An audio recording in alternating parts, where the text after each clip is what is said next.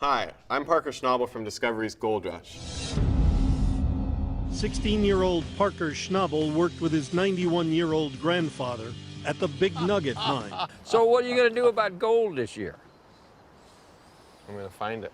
He's on track to make nearly $200,000 in his first full season as the boss of the Big Nugget mine. I've grown up gold mining, and today I'm going to show you how to pan like a pro. This kit has everything you need to learn how to pan, including pay dirt with real gold.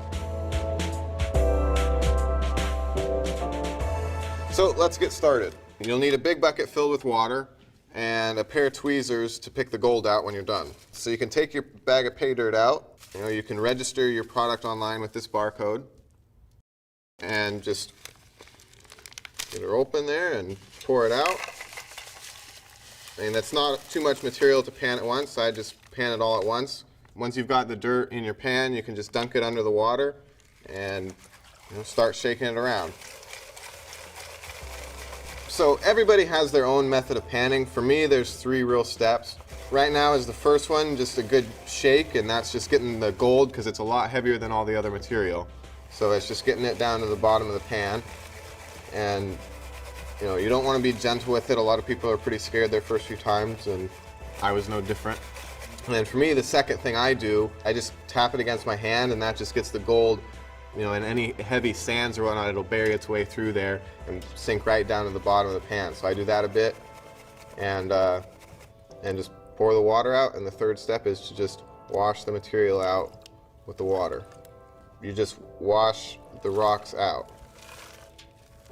And in those steps you just repeat. You just get some more water again, shake it down again, and that just keeps the gold, you want that gold right on the inside lip, in the bottom of the pan.